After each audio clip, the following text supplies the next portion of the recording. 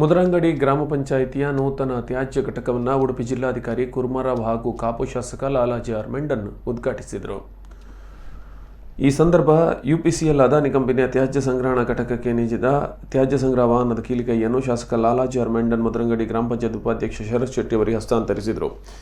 ಈ ಸಂದರ್ಭ ಲಾಲಾಜಿ ಆರ್ ಮೆಂಡನ್ ಮಾತನಾಡಿ, ಯುಪಿಸಿಎಲ್ ಕಂಪನಿಯು ಸಮಾಜಮುಖಿ ಕೆಲಸ ಕಾರ್ಯಗಳಲ್ಲಿ ತೊಡಗಿಸಿಕೊಂಡಿದ್ದು ಪರಿಸರದ ಎಲ್ಲ ಗ್ರಾಮ ಪಂಚಾಯಿತಿಗಳಿಗೆ ಸಹಾಯ ಮಾಡುತ್ತಿದೆ. ಈ ಸಹಕಾರ ಮುಂದುವರಿಯಲಿ ಎಂದು ಹೇಳಿದರು.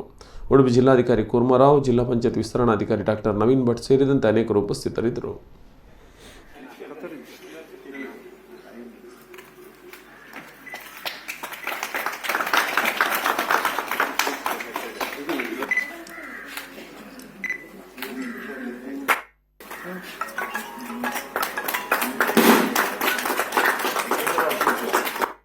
ಮುದರಂಗಡಿ ಗ್ರಾಮ ಪಂಚಾಯತಿಯಲ್ಲಿ ಇವತ್ತು SLRM ಘಟಕವನ್ನು ಈಗಾಗಲೇ ಪ್ರಾರಂಭಿಸಿದ್ದಾರೆ. ಅದಕ್ಕೆ ಬೇಕಾಗುವಂತಹ ವಾಹನ ಸೌಕರ್ಯವನ್ನು ಅದಾನಿ ಸಂಸ್ಥೆ UPCL ಅವರು ನಮಗೆ ಕೊಡುಗೆಯಾಗಿ ಕೊಟ್ಟಿದ್ದಾರೆ.